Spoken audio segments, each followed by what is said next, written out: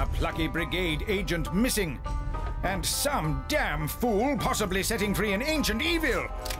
Time to call on the services of the Strange Brigade.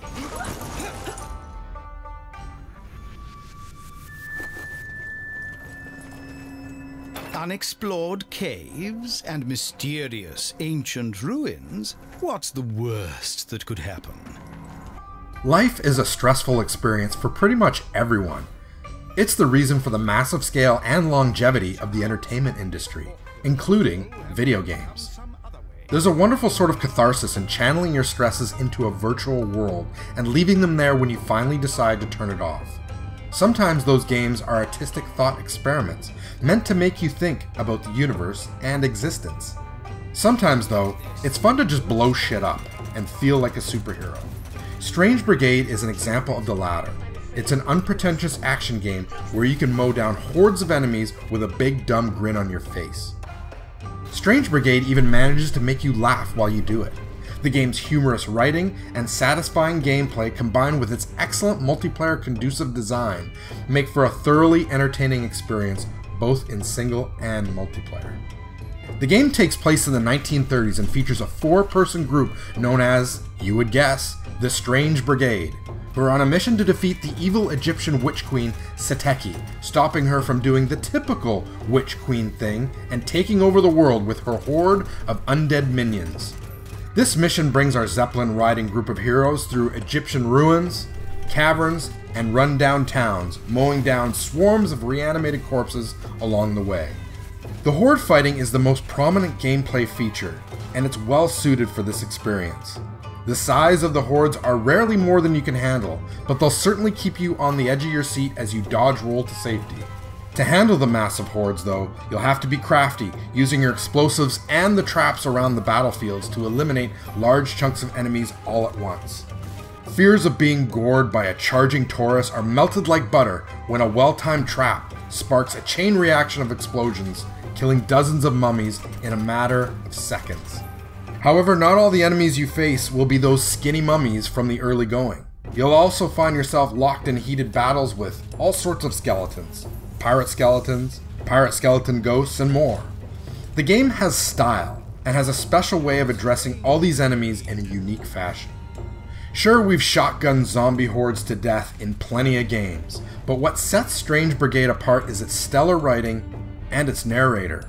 The omnipresent narrator has a particular penchant for a certain speaking style.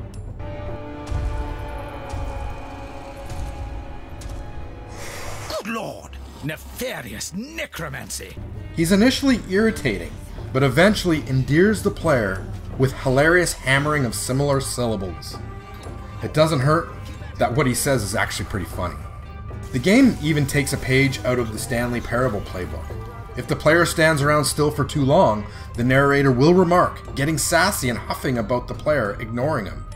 Once the player begins moving again, the narrator greets them happily, offering them an achievement to show them, hey, there's no hard feelings. There are a couple of issues I have with the game.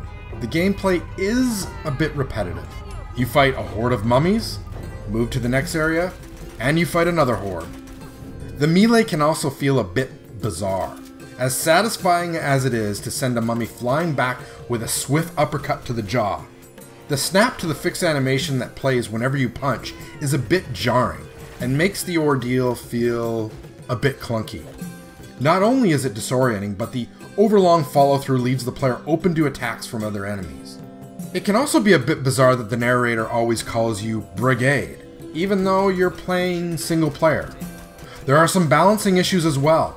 Dynamite takes an eternity to detonate, making it practically useless in a fast-paced battle.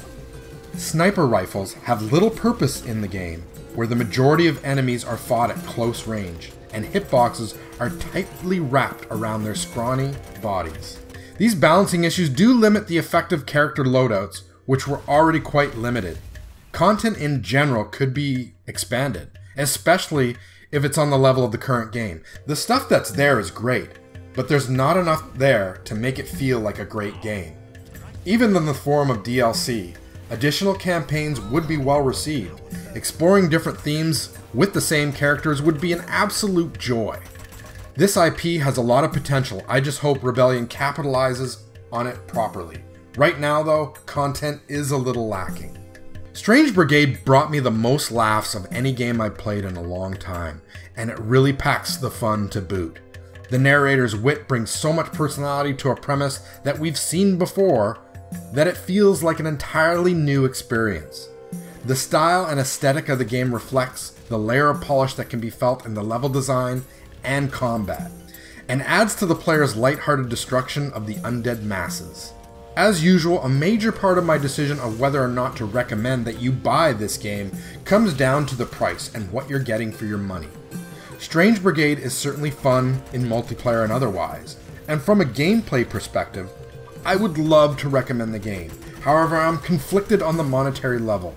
For the amount of content offered by the game, $50 comes across as a bit steep. But at the same time, it's rightfully not the full $60 standard. I've certainly paid for and played far worse games for the full $60 price tag, but I probably wouldn't buy most of them again. Knowing what I know about Strange Brigade though, would I buy it for $50? Probably, yeah. I had too much fun with this game to not justify it. If you have $50 you can part with, and you're looking for some amazing multiplayer, or even solo shoot 'em up, Strange Brigade will not disappoint. Will someone one day be digging up the brigade's bones from the soil here?